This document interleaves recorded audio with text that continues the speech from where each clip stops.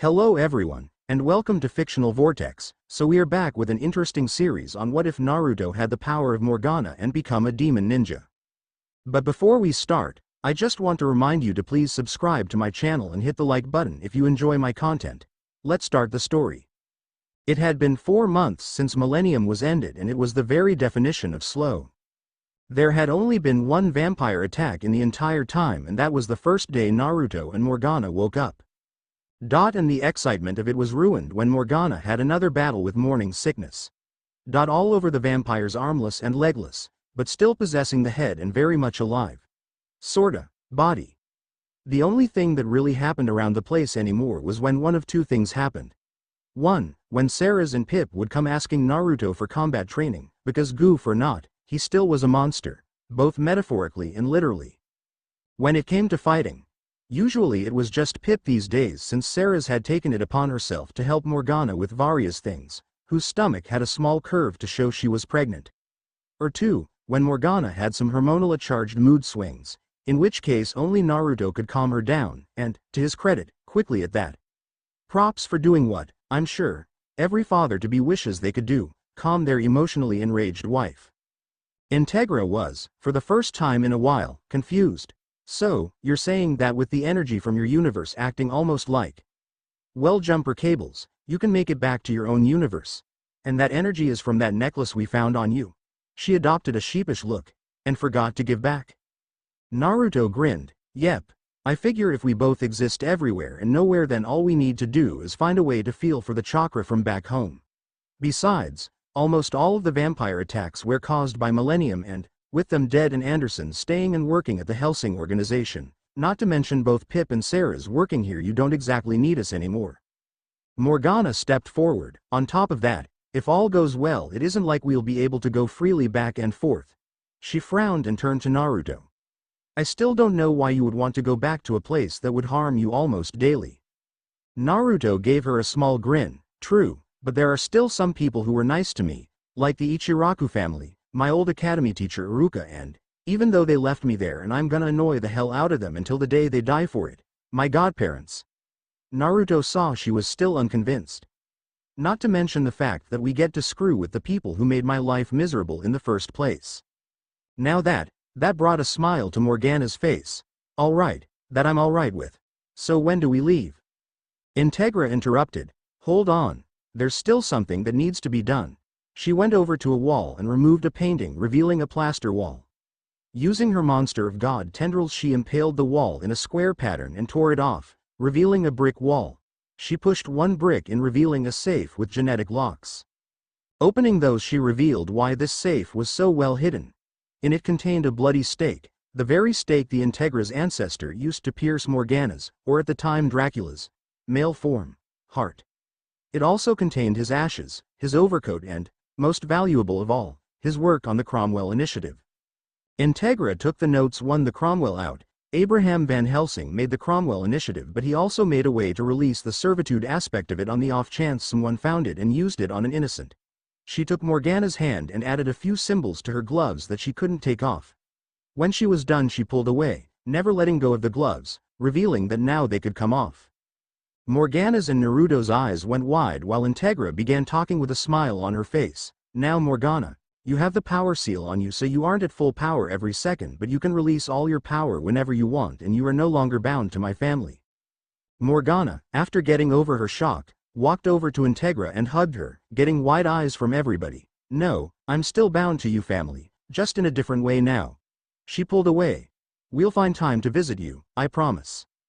Integra looked over to Naruto to see him nodding. She smiled sadly, knowing her two good friends are about to leave. All right, but you better go and tell everybody so they don't start wondering where you went. Naruto and Morgana nodded and walked to the training ground where Anderson was teaching Pip some basic swordsmanship while Sarah's was surrounded by punching bags, trying to get her darkness to hit every one of them at once. Naruto shouted, "Hey," getting everybody's attention.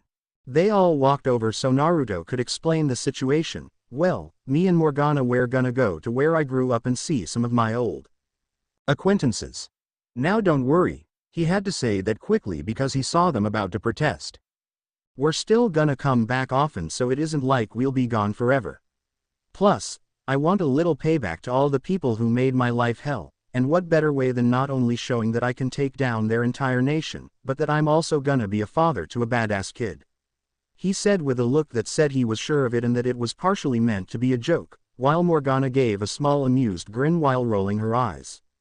Morgana, although amused by her husband's usual way of thinking and his antics, suddenly became serious.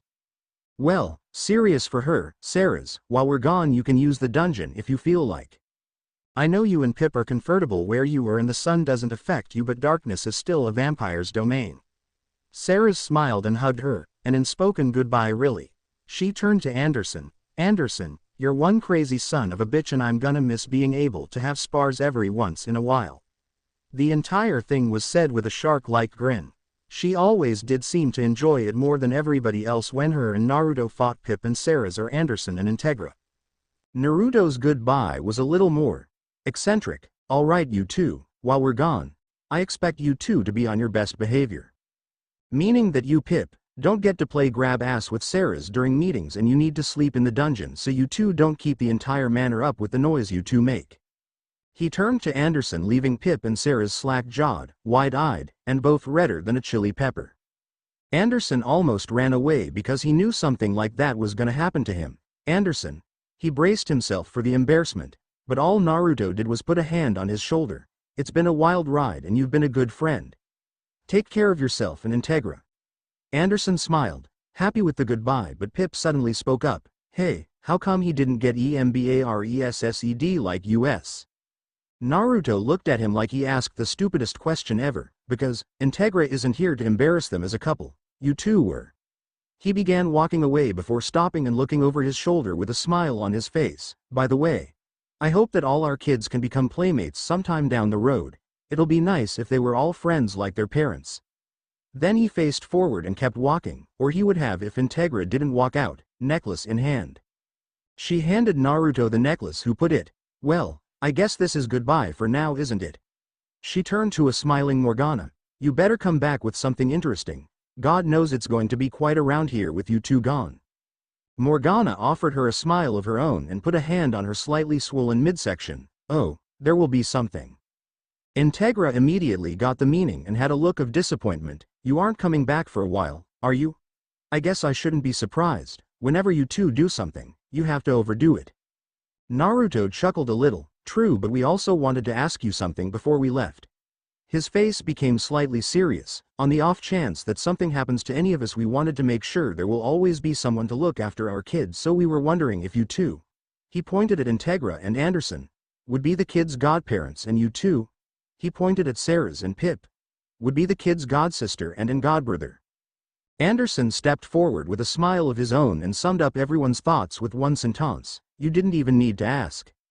Naruto and Anderson shared a hug that only good old friends can, and Anderson stepped back. Morgana took Naruto's hand and Naruto said, well, here goes nothing. And like that they were gone, simply vanished.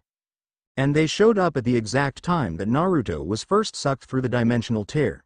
Young Naruto still went through. That was kinda needed, but right before the dumbass went through, Naruto grabbed Sasuke. Morgana was kinda confused at that. I thought he helped make your life more difficult, why save him? Naruto grinned, simple really, just to screw with the idiot. He adopted a more serious look. Also, if worse comes to worse and they don't believe me, we can use him as a bargaining chip to get into the village. He slung the unconscious moron over his shoulder and motioned for his wife to follow. Morgana just nodded, seeing the point now. They began making their way to Konoha, Naruto talking about all they're gonna have to do. First, we gotta get some ramen. I don't think you've ever had any, and Ichiraku has the best. Then we gotta go to the Hokage monument. It's got the greatest view from the top. This went on and on. And on until they finally reached the entrance. Waiting for them, well, mostly Naruto, the really didn't expect Morgana, was the entire village.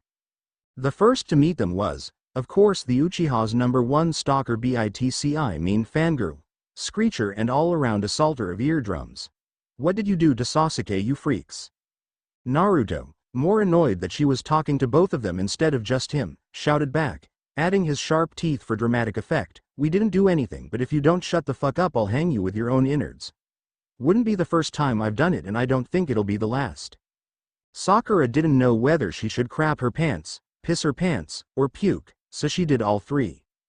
Tsunade, in an effort to prevent one of her ninja from dying, even if Sakura didn't deserve the title, and to try to figure out what was going on, suddenly spoke up in an authoritative voice. "Alright, who are you and why do you have one of my ninja on your back?"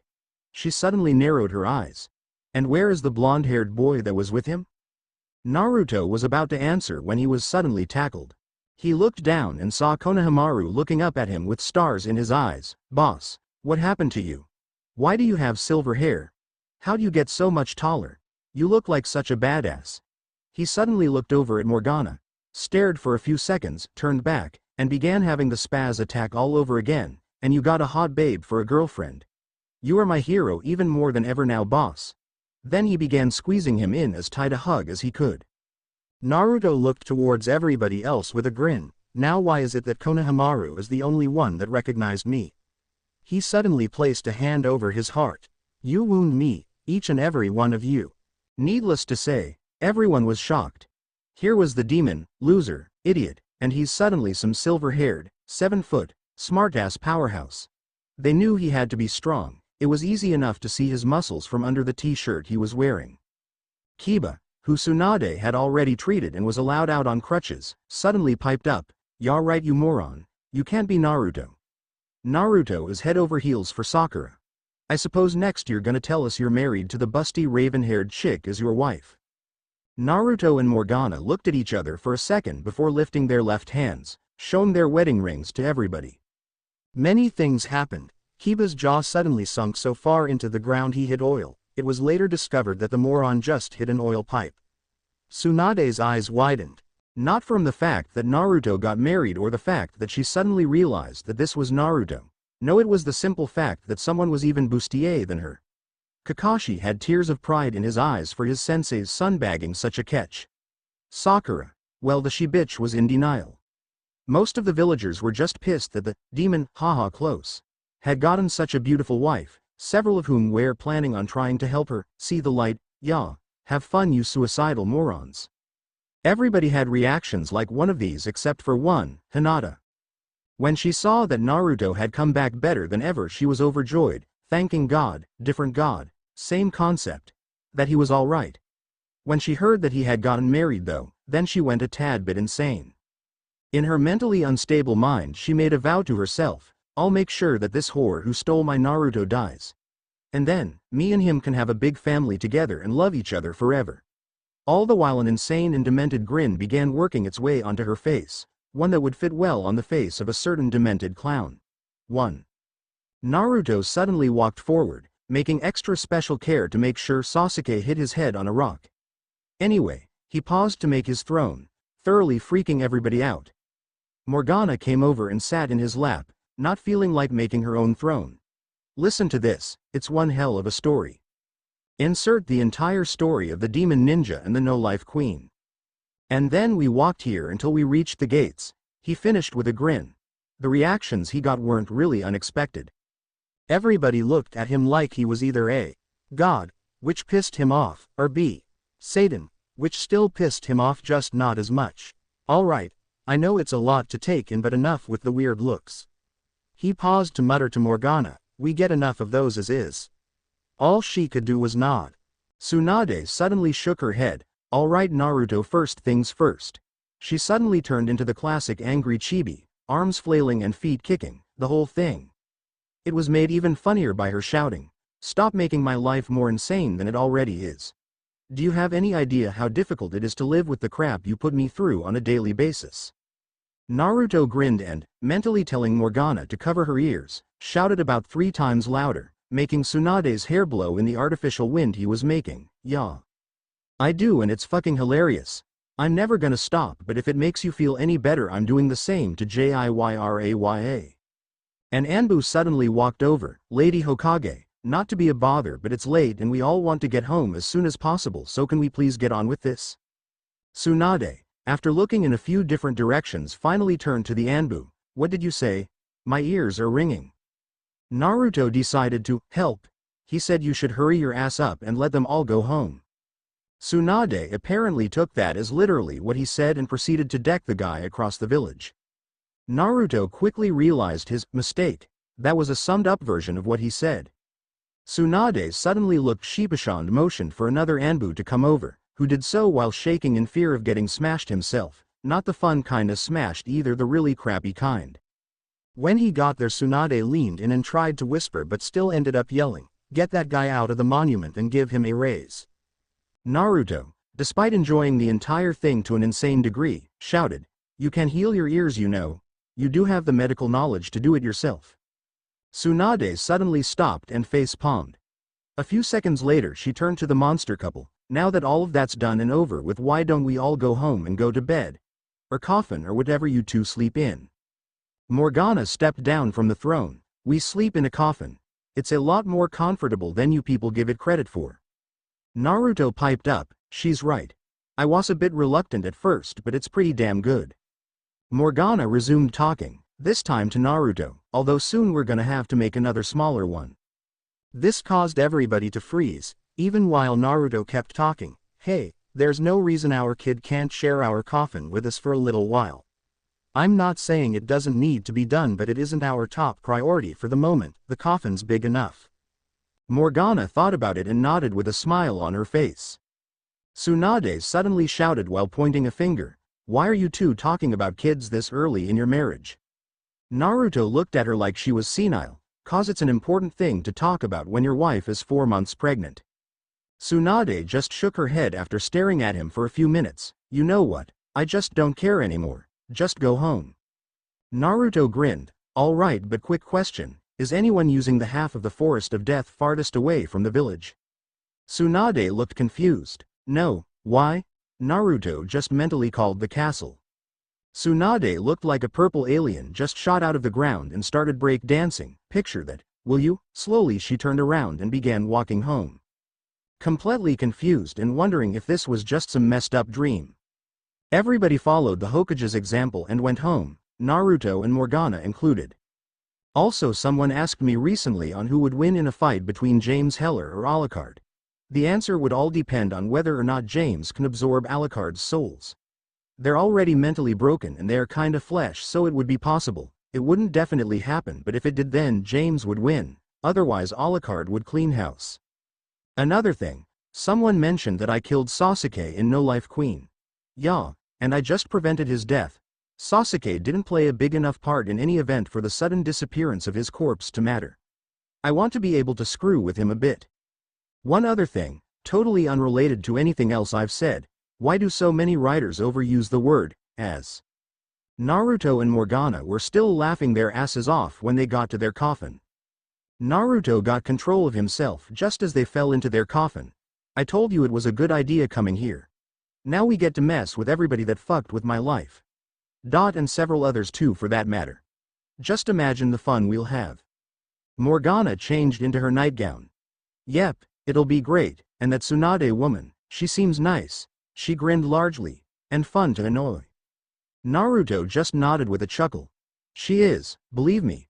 Some of the most entertaining things I've ever done was just to annoy her, even though she hasn't been here all that long."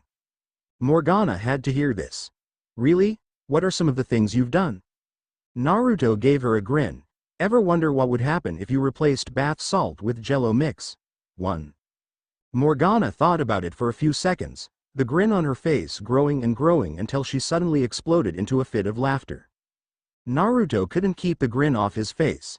He loved hearing his wife laugh. It was always filled with a kind of gentle mischief and sounded so full of life. An oxymoron if any, considering they're both technically dead. He wondered if she'd pulled any pranks of her own. "What about you? Did you mess with people when you were a kid?" he asked while lying down on his back and propping himself up on his elbows. Morgana smiled at him. It would have looked innocent if she didn't make every one of her teeth canine teeth. "Well, I did pull a few pranks on those who annoyed me. The old captain of the castle guard when I was growing up, for one. He woke up with his bed in the middle of the town square and a pig under each arm. Ha ha ha, backwoods playboy." Naruto wiped away a fake tear while making it look like he was holding more back. "I love you so much right now.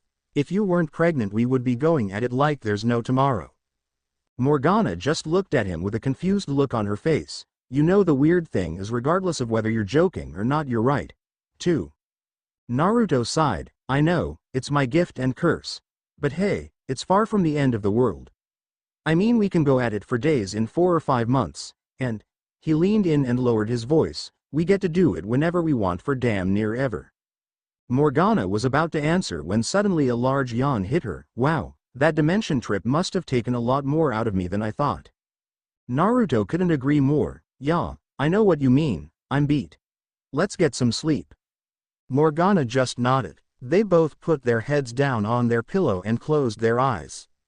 The last thing Naruto felt before he fell asleep was Morgana cuddling up next to him, bringing a smile to his face. Both Morgana and Naruto were woken up by a knocking on their door. Naruto sat up yawning. What is it? He wasn't angry, but they had some damn big doors, so he needed to shout to be heard. He looked at his wife and saw she was trying to bury her head back in the pillow. When he saw that, he couldn't help but chuckle a bit. A vampire nervously opened the door and relaxed when he saw Naruto sitting up. Reason he was nervous: the last guy who barged into their queen's room without knocking was never heard from again, though the rumor is he can still be heard groaning in pain behind one of the walls. A real credit to Morgana's temper when you piss her off, really. The vampire was shaken from his thoughts by Naruto clearing his throat. Excuse me, my king. 3. But there is someone with a white mask requesting your presence at a council meeting. Something about Sasuke Uchiha demanding answers and something about payback. Morgana sat up quickly with a grin on her face. Oh, this is gonna be fun. How are we gonna screw with the little bastard? Naruto thought about it for a second before grinning. He turned to the vampire still at the door. Gather everybody and tell them to follow us to the meeting location. Tell them that when I want them to come into the chamber, I'll whistle. The vampire nodded and went to inform their forces.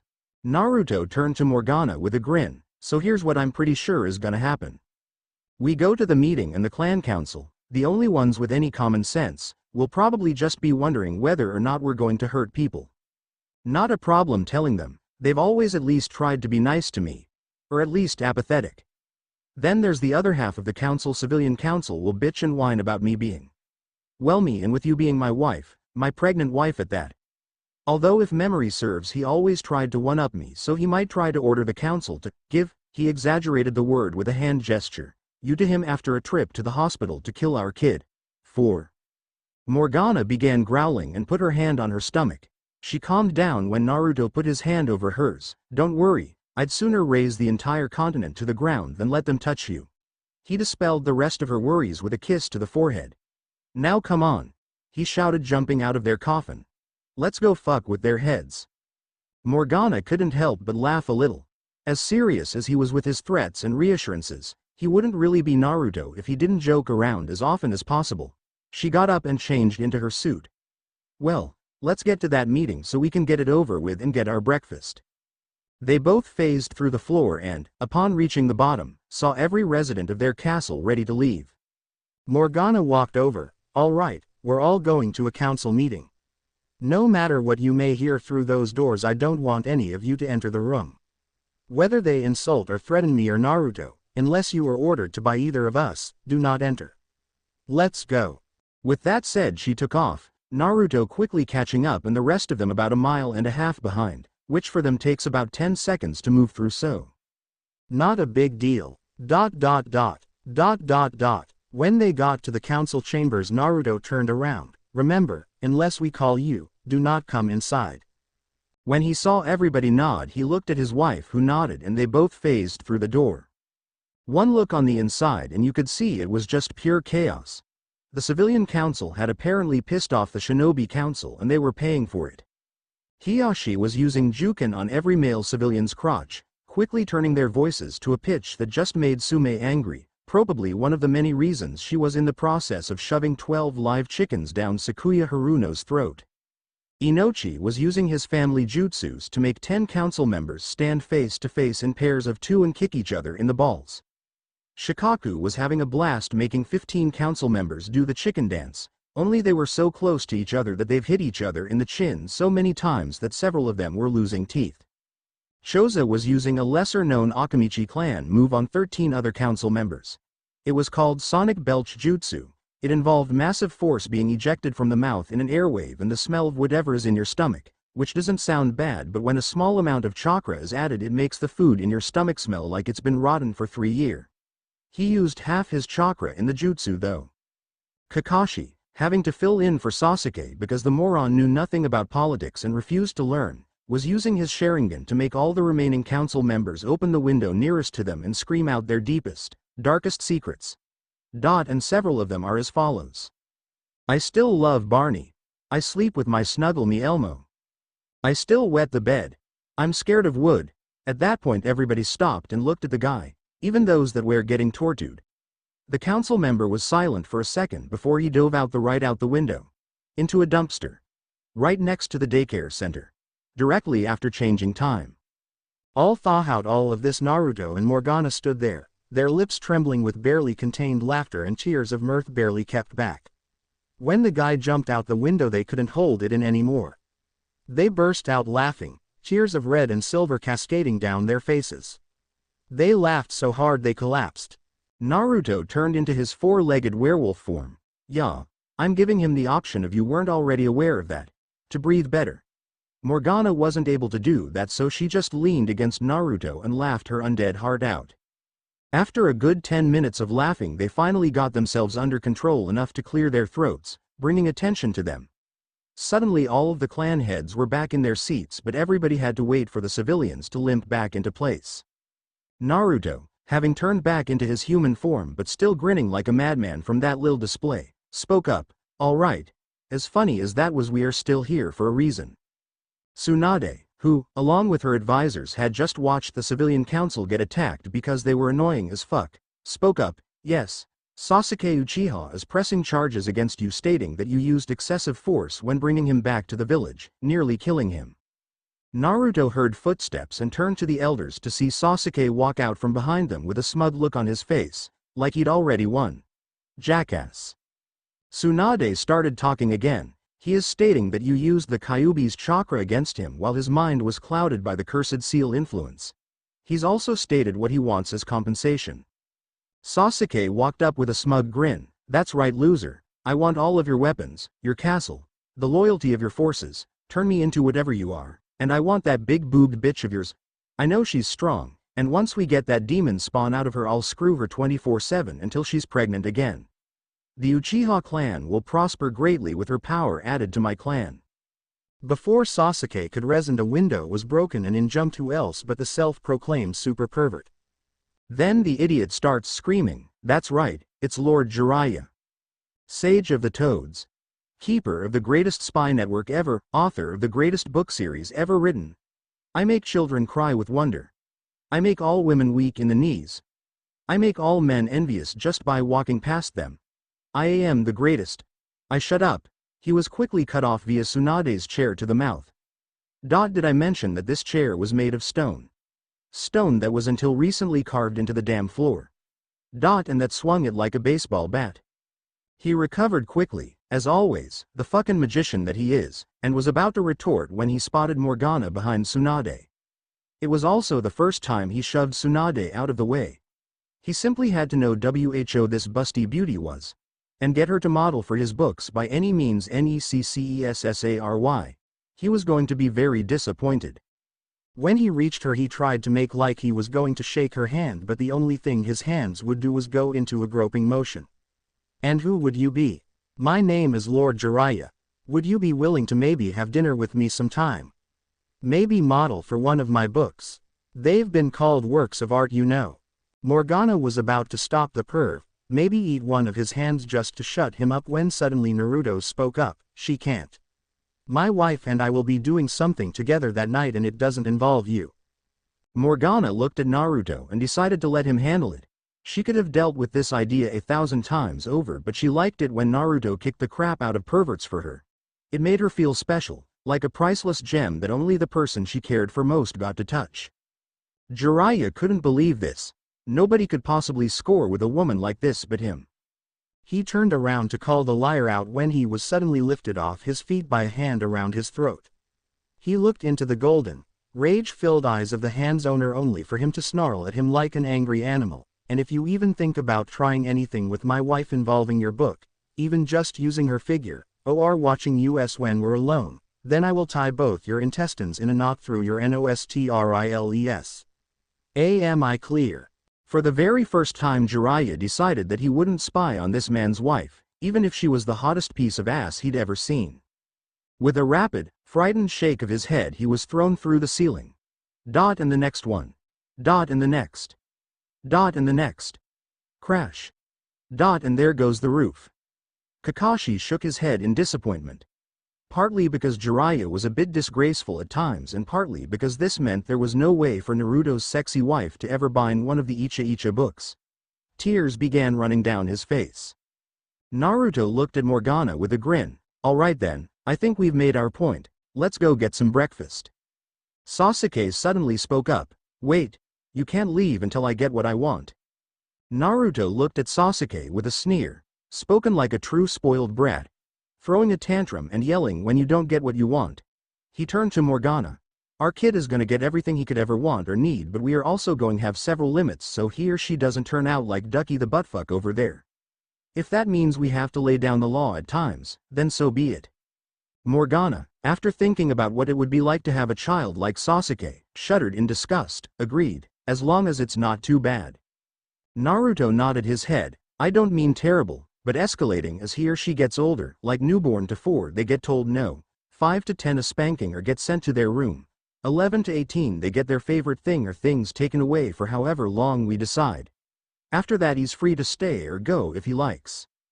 Morgana looked at Naruto with a soft but amused smile. You've really thought this out, haven't you? Sounds like we've got our punishment system worked out already. Naruto smiled. Yep, now then, he started walking to the door. Let's get underground, there's a lot of people down there doing who knows what. That's breakfast. He was almost through the door before he turned around. Oh, and Grandma Tsunade. Just send all prisoners sentenced to death to our castle. Wouldn't want us getting hungry and attacking civilians, right? The evil chuckle at the end showed he didn't care either way. Tsunade nodded. All right, but can you leave some of those people underground alive so we can find out what they're doing? Naruto turned to her with a grin. Can you give me Puff the Magic Dragon? 5. Tsunade, clearly confused, shook her head. No. Naruto turned his teeth into daggers while he smiled. There's your answer. With that he walked out the door. No one noticed that Danzo had left when Naruto mentioned the people underground. Naruto and Morgana phased through the ground the second the council doors closed. They grinned the whole way down, expecting loads of guards, powerful enemy ninja, or some kind of secret weapon. What they found sickened and infuriated them. Row after row of beds, each one filled with a child with an IV pumping who knows what into their veins, their arms and legs tied to the bedposts so they couldn't get away, all while they writhed in pain, the occasional throbbing vein on their temple making it clear that it pained their heads as much or more than their bodies. Naruto and Morgana looked around the room as quickly as they could, hoping to find something to take their anger out on. The dozen guards that just came into the room provided just that. An unspoken agreement between the two that they would each take half. Then they decimated their respective morons, Morgana surprisingly more angrily than her husband. Naruto killed the first 3 rather quickly. Then he tore one in half at the waist, separated the legs entirely and beat the last 2 to death with them. By the time he was done his wife had killed 5 of her guards and was torturing the 6th. Morgana couldn't help it. The second she saw all those kids in pain her must-kill meter turned to full so quickly the needle broke. An entire scenario went through her mind after the guards entered the room. Her child being born, proud parents holding him, her in their arms. Her child being kidnapped and taken to some place like this, and put with all these other poor, young souls. Her child, being experimented on, just as she had, to be turned into some kind of weapon. The fact that part of that scenario was true and the rest plausible did not help.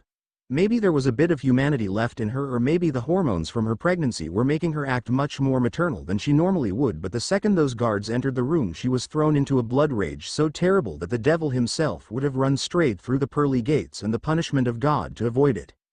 The first guard suddenly found his chest cavity ripped open. Then, while his organs were spilling out, she grabbed 2 ribs, yanked them out, and jabbed them right through the man's eyes and into his brain. One tried to attack her from behind. That didn't end so well. Sure, he scored a blow to her head with his blade, but it didn't last long. The minor wound to her head instantly closed up while she turned around. teeth grinding against each other and eyes clearly wishing to see his innards lying around him in a pile. Faster than any of the others could react, she had torn his lower jaw off and shoved it down his throat, stretching his esophagus to the point it tore open, making him drown in his own blood. The third and fourth tried to tag team her. That worked about as well as Jiraiya's flirting. Morgana turned into her mass of darkness right when they were about to hit her. Two tendrils grabbed their necks, forced their heads back and dove down their throats. Bursting out of them, the tendrils connected with each other and pulled both root guards together with enough force to make them explode. The fifth guard tried to attack from above, but Morgana let Baskerville out right above her. He just opened his mouth and swallowed the guard whole. When she turned to the last guard, he was trying to make a run for it, but you know how that always seems to end. She appeared in front of him, picked him up by the neck, dragged him over to the wall and slammed him against it. The man, naturally for his position, began to beg, "Please, please don't kill me, I don't want to die." Morgana knelt down, looked him in the eye, and spoke in a tone that only someone that's gone past anger can achieve. "Believe me, what I'm about to do to you doesn't even come close to what you deserve." What came next couldn't even be described as torture. Torture has a purpose, whether it be to get information or get a desired reaction. It always has a way to end it, a way out of the pain. What Morgana was doing, though, it was for no purpose other than to inflict pain, and it wouldn't stop until he died. She held him down with a few darkness tendrils and began crushing the first segment of his right index finger. She crushed it over and over, ignoring his screams, until the bone was powder that had to have blended with the blood by now. Then, like it was a gory version of bubble wrap, she squeezed it until the fingertip exploded. She repeated this with every segment of every finger. When they were gone, she grabbed the bones and ripped both his hands in half. Then she grabbed both his elbows and bent them backwards until both halves of each arm touched. Starting about halfway through the fingers, her husband started watching. He didn't stop her. He didn't stop her when she split the man's palms in half. He didn't stop her when she bent the man's arms back. Nor did he stop her when she threw the man against the wall hard enough for him to half explode and become caked onto the wall in a layer of gore reminiscent of a man. But when she went to the wall and began pounding the obviously dead piece of gore that was left of the man hard enough to shake the wall of the underground bunker, he thought it was time to stop. When he began to make out the bloody tears going down her face, he knew it was. Naruto appeared behind her when she drew her fist back again. He softly grabbed her arm before she could swing it again. She looked back at him, red tears still flowing, and saw the unhappy and worried look on his face. When he pulled her in, she didn't fight it for a second. Wrapping her arms around him, Morgana just let herself go into her husband's chest, sobbing and hiccuping more now than she had in the last 500 years. Naruto, for the first time in a long time, felt helpless. Here he was, a being strong enough to take over the entire continent in a matter of days if he wanted to, but here he was with his wife, the woman he would skin himself for if she needed it, and she was bawling her eyes out, and there wasn't much he could do about it, so he did the best could. He rested his cheek on her head and began slowly caressing the back of her head and neck. His other hand went to her waist, reached up her shirt and began softly rubbing her stomach and the infant within, which at this point was about halfway grown. While doing all of this, he was telling her what they would do. "We're going to get these kids out of here. They can go back with their families or stay in the castle until they want to leave. None of these kids will ever suffer like this again, and whoever is responsible for this is going to learn that this is grounds for a fate worse than death." The entire time he was telling his wife everything, he was making batch after batch of clones, one of which moved to get as many reinforcements as he could down there, while the rest began freeing the kids. When Naruto was done talking, while still trying, and steadily succeeding, to calm his wife, he pulled back and wiped away the remnants of the tears on her face and smiled at her. "This is never going to happen again." Just then the door swung open and a man came in wheeling a cage with a little 6-year-old girl inside. He saw Morgana and, not having a clue who she was and completely missing all the bodies, began to flirt. "Damn. Hey sweetness, after I hook this brat up you want to go and get a drink?" Naruto, obviously angry again, and who wouldn't be, picked the man up by the face and took him over to the corner for a stern talking to. That might involve dismemberment and teeth. Morgana on the other hand tore the lock off the cage. It was the first time she had gotten a good look at the girl. She wore a simple brown kimono, had dark brown hair, and was missing a front tooth. "Hey there, come on, it's time for you to go home and be able to forget all about this bad place." When the little girl burst into tears, well, needless to say, it was obvious something was wrong. When she said why, well, that's when things got a bit interesting. "But I don't have a home anymore. Mommy and Daddy died when I was a baby, so." Sniffle. "I lived with my uncle and auntie." Sniffle. They fell down with a lot of knives in them." Sniffle. And when I got outside, a lot of dirty-looking guys started throwing sticks that were on fire at our house. I ran, but these mean guys." Sob. "These mean guys with scary white masks just picked me up and put me in this cage." The girl began sobbing non-stop after that. Morgana knew exactly what happened. It wasn't uncommon, even in modern times, for gangs to kill and destroy for the sake of entertaining themselves. This little girl had nothing left at all. Morgana decided real quick that it wasn't going to stay that way. She picked up the girl, letting her cry into her shoulder, and began rubbing her back. "There's nothing that can be done to change what's already happened, but it's over and done with. Now tell me." She pulled the child back and smiled gently. "Were your uncle and auntie nice people?" Seeing the girl nod, she continued, "Well then, they're in a place that is nothing short of paradise, and when you're old and ready to pass on, they'll be waiting for you. But you've got to be the good girl they remember, or they won't recognize you, all right?" Seeing the little girl nod, she smiled. "But your auntie and uncle would want someone to be there to look after you, so you'll stay with me and my husband in our castle, isn't that right, dear?" she asked, turning to Naruto, who was walking over from his meal. Naruto smiled. "Why, sure. I see no reason not to. Now come on." He picked up Morgana bridal style, who still had a hold on the girl. "Let's get out of this hole." Then he did just that. He jumped straight up, hunched over slightly to use his back as a battering ram against the bedrock. The ground rumbled and suddenly burst open. Naruto and his two passengers broke through to the surface. The child nearly shouted her wonder to the sky above, only containing her wonder because the pretty woman with the red eyes put her finger to her lips. She looked over at her only to see her point to the sky. Looking in the direction she was pointing, the girl realized why she was pointing. The moon and stars were in full view. While this sort of thing was common, the fact that she could see over the massive trees surrounding the village, however, was completely new. This would be something, she told herself, that she would remember until the day she saw her uncle, her auntie, and she'd get to meet her mommy-daddy for the first time. The ground came faster than she expected, but it felt like she herself had jumped and gone down. Unknown to her, Naruto had slowed them down moments before impact, specifically so she would be fine. Naruto broke the silence that had presented itself. "Well, Morgana, I think you should take the little lady home. I need to have a talk with the council before they leave." Morgana nodded. "Right, do try to come home with blood all over you. Midnight snack, you know. Oh, and if you find any pickled onions and or eel, make sure to bring them. I've started having a craving for them." Halfway through, she started walking towards their home, not even paying attention to the surprised, wide eyes and gaping mouth of the girl after she heard the blood comment. Naruto and the girl both were wide-eyed. The little girl for reasons that have been explained. Pay attention, damn it. Naruto because of the onions and eel comment. He knew damn well what that means. The strange cravings have arrived. He silently said farewell to any notion of seeing any food combinations that didn't make him want to whimper. Just thinking about it made him shudder.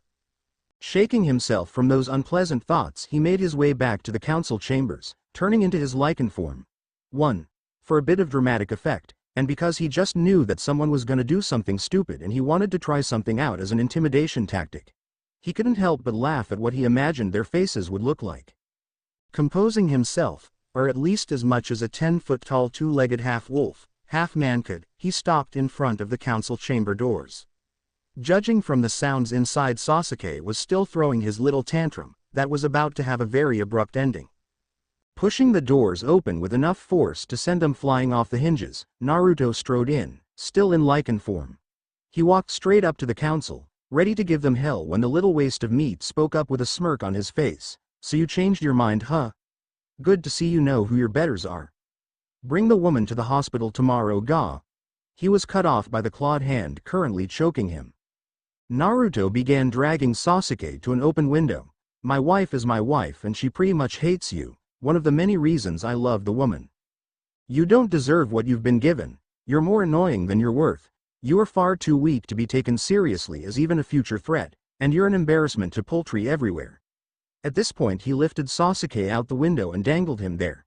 Now, I have things to discuss with these people that are actually important, so goodbye. With that said he dropped the idiot into a dumpster. The same dumpster that the old lady's councilman fell into. Naruto turned back to the council. Alright, there's a very serious issue we need to discuss. He would have continued but he was interrupted by a member of the civilian council. You're right demon, there is.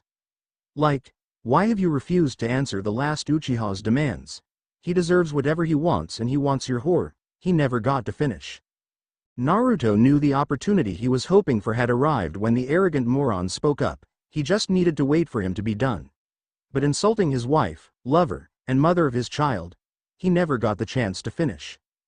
Before the councilman finished the word he was tossed in the air. He thought he would just hit the ground but that proved to be wrong when he came down and Naruto was right where he would land. Opening his muzzle wide Naruto bit down before the man hit the ground, no one able to see past the werewolf but they could hear the crunching of bones. When Naruto turned around, they could see why. The councilman had a massive U-shaped chunk of his body missing. His head and nearly all his torso were just gone, with maybe an inch of flesh on either side with the arms still attached. Naruto finished chewing and swallowed, almost enjoying everyone's horrified looks. Alright, so, let me explain a few things before I get to why I am here. 1. I know very well that my wife can take care of herself. The woman is the only person I know of that could possibly take me down and I know the possibilities of us fighting is non-existent. That being said I care for her deeply, and if you like me, someone who didn't have anything of real worth growing up, well it tends to make you a bit possessive and defensive of what I deem precious. That being said, if anyone insults my wife, they will immediately be put on the express meal menu. 2. As you can plainly see, neither Morgana nor I were bluffing when we said we eat people, so again, if there is set to be an execution, send them to our castle. Any person that attacks us will be eaten, no second chances. Hold on, my wife wants to telepathically talk to me. Shut up, or I smack you. Kakashi opened his mouth to speak but stopped himself when Naruto appeared in front of him with his arm pulled back to backhand him.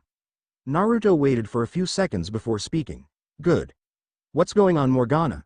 Telepathy was a great way to put people in suspense too, based on everybody's faces. He heard chuckling on the other end. You wouldn't believe how thoughtful these villagers are. They actually brought enough dinner for the whole castle. So here's what happened. Morgana's narrating now. Third-person style. So I was walking home with the girl still in my arms, not really expecting much, but I was pleasantly surprised when a large group of people came converged on my location. Naturally I sent Baskerville with the girl to get her to the castle. That's when things got a bit interesting. Normal style. So, any particular reason you thought it was a good idea to surround me? Oh Morgana already knew exactly why they were here. Idiots are easily predictable. One elderly woman came over and grabbed her arm, trying, and failing, to drag her somewhere. Come on dear, we need to get you to the hospital to get that little demon spawn out of you. After that you'll see the light and realize how horrible the Kyuubi brat really is. He must be using it to have some kind of control over you, especially if you can't see how lucky you are that the last Uchiha wants you. Morgana grinned. See, there are several problems with your theory. 1. I would have had to sleep with him before getting pregnant, something that we did several times before anything other than an amazing time came of it. 2. Naruto never showed any signs of being a demon. Her grin grew to inhuman levels, enhanced by her massive fangs. 3. Your precious last Uchiha isn't worth the dirt my castle rests on. The old woman was horrified. How can you say that? The boy is a monster in every sense of the word. He attacked our innocent village 12 years ago without any provocation on our part. Morgana's grin was still on her face when she answered. This brings us to problems 4, 5, and 6 of your argument. 4. I married the man before I became pregnant, not really brought up by anything you said but it's another flaw in your logic and nail in your coffin. 5. 12 years ago he was an infant. In this world at least. 6. She let herself partially dissolve into her darkness. Maniacal grin still on her face. I am just as much a monster as he is. The entire mob had enough time to scream before they were butchered. And so I killed them all, collected all their blood and body parts and am currently bringing them all back to the castle. Naruto could just about feel the smile on his wife's face. He was silent for a minute. You know, up until the day I met you I would have been content to fight for my home, get stronger and become Hokage to lead this place to a better tomorrow. Morgana chuckled lightly mentally, and now, the answer she got pleased her like no other could. Now I'd be perfectly happy to feed you all but about 30 or so of these idiots in a picnic on top of the monument. Morgana, we're doing that with at least 5 of these blood sacks. Naruto chuckled a bit, confusing the council, who had been sitting in silence for a good 10 minutes at this point. I look forward to it. We'll have wait a little while for that to happen though. We need live ones for that, and with you killing that whole mob, I'm not sure if many people will mess with either of us for a while. Morgana almost whined at that point, but I want to do it today. Can't we just take a few people? Naruto bit back a laugh. Morgana Uzumaki, I never knew you would nearly beg to get what you want. Have I spoiled you in some way? Maybe we shouldn't cuddle until your attitude improves? Morgana laughed. You and I both know you enjoy that as much as I do. And I am your wife, your pregnant wife. I deserve to be a bit spoiled.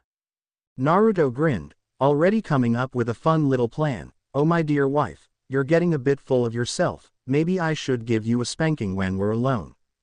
Morgana decided to play along. You'd love that, wouldn't you? Spanking me, getting to watch the slight ripple go through my plump round bottom. Me? Red-faced looking up at you with a near pleading look in my eye. Naruto just couldn't top that. You're good at this game. Morgana giggled. Only for you dear, only for you. With that she cut off their connection. Naruto couldn't stop the few chuckles that escaped him. He would have to step up his game next time they decided to tease each other. As for the last matter of business, the underground base I was speaking of when I left the first time was something much worse than I had anticipated.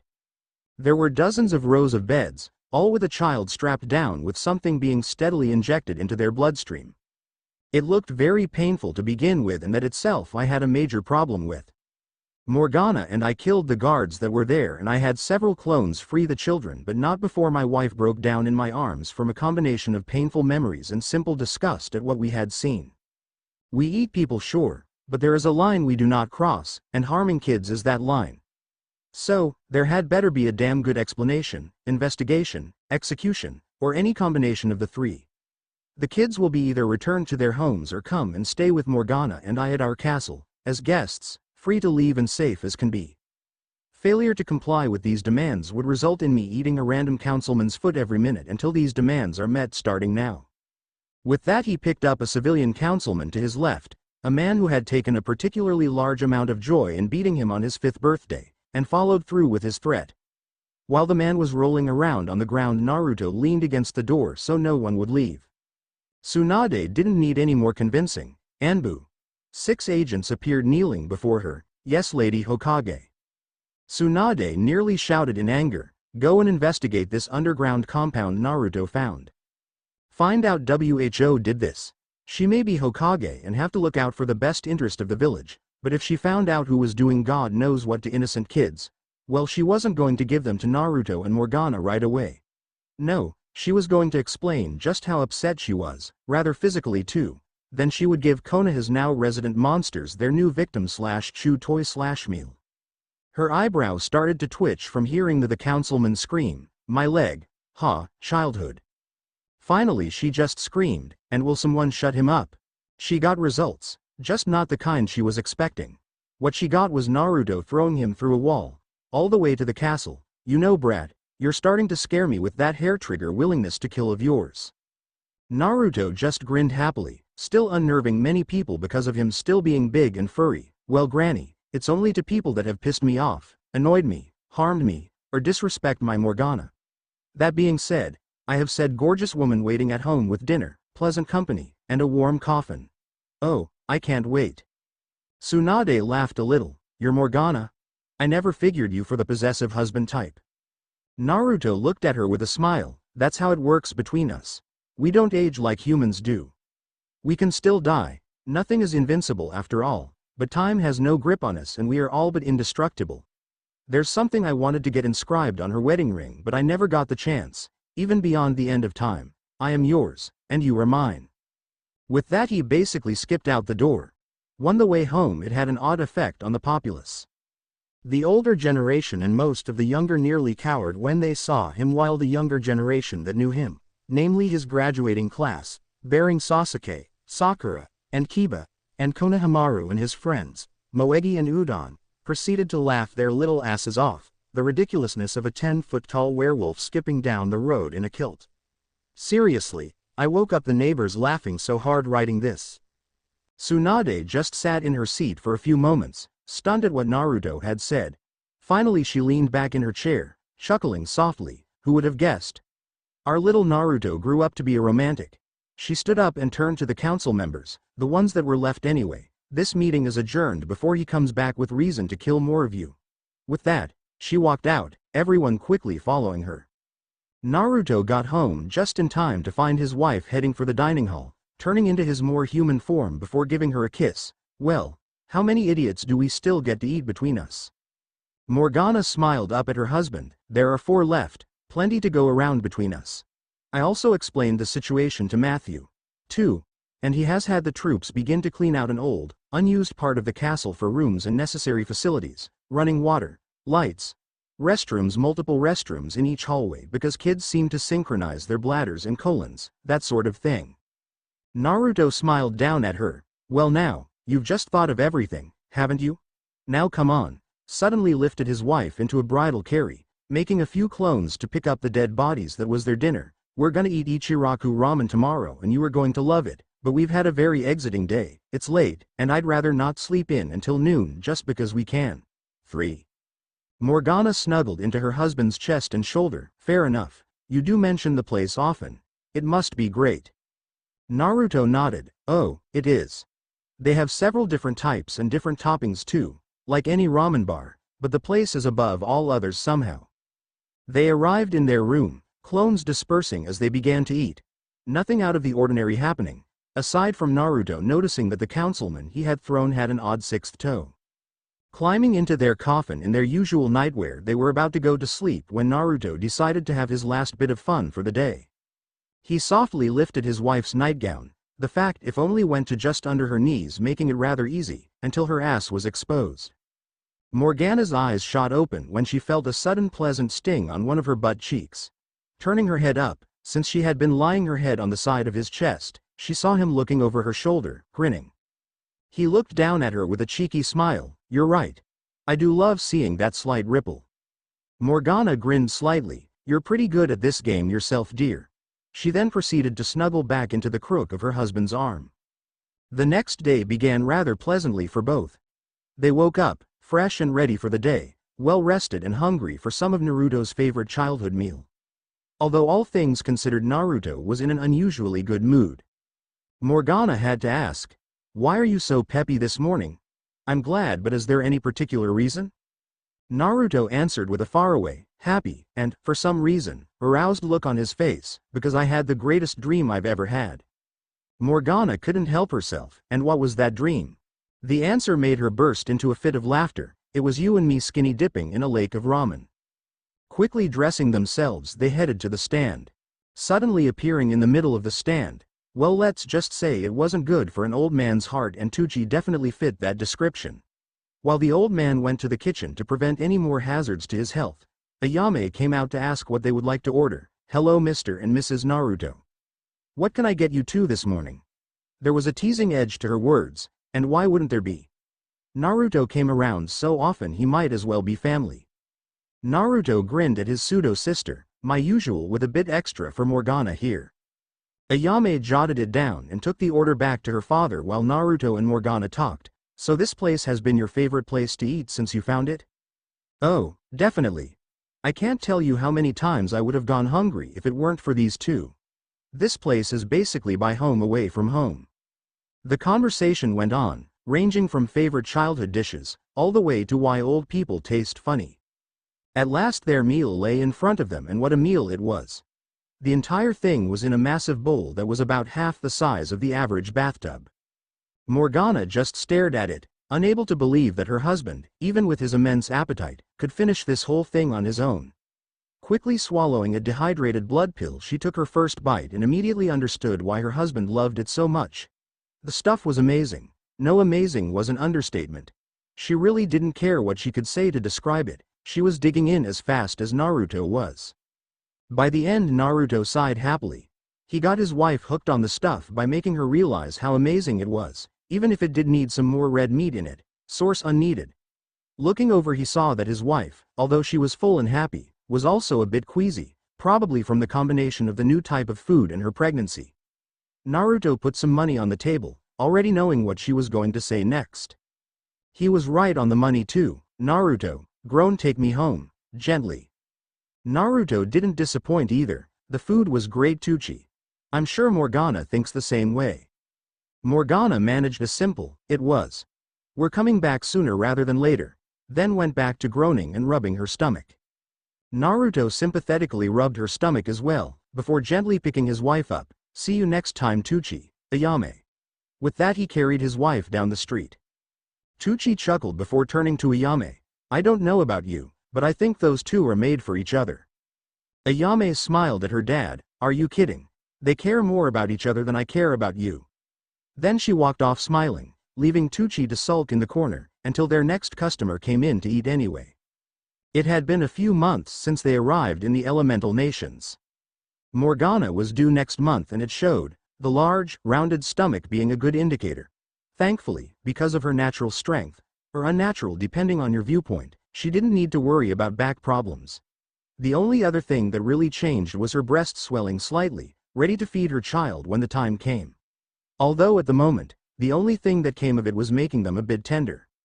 Currently Morgana was away from her husband, getting to know one of the few people in the village that her husband, and by extension herself, didn't want to crack open, Tsunade, so he convinced you to come home even after everything that happened to you, huh? Yes, that certainly sounds like my husband. He does tend to bring out the best in everyone he comes in contact with, enemy or not, if they don't die first at least. Tsunade just nodded her head. Oh, you have no idea. The brat actually managed to turn a homicidal maniac into a good person, convince an on-the-run princess to rule her people, and inspired a kid to rally an entire village full of broken spirits to rebel against their oppressor. Honestly, we have more alliances because of him alone than we have with everybody else combined. What were they doing while they were having this conversation, you might ask? Why, they were relaxing in the hot springs, of course. Naruto had taken it upon himself to violently express his displeasure if anyone tried to spy on his wife and grandmother figure, making sure to cover all the walls on the outside and he himself on the male side of the springs. He'd already gotten enough attempts to both feed the castle for a few more days as well as given quite a few perverted kids large goose eggs on their heads. Oh sure, any adult trying to peek at his wife got themselves eaten. But kids, well, they still need to grow up, still have a chance to learn lessons, to grow and be something other than spare meat. If they're still trying this crap after the fact, well then they're munchies. Tsunade didn't know that Naruto was looking out for them at the moment, but his wife did. She didn't really care either, even of the possibility of him peeking, which she knew wouldn't happen for a few reasons. 1. They'd taken to bathing together when the baby began to slightly impede her ability to walk properly, so he saw her in the nude daily. 2. She could still move about just fine, but better the extra precaution in case she were to slip and be unable to right herself with the unfamiliar added weight and the growing obstacle in the form of her stomach.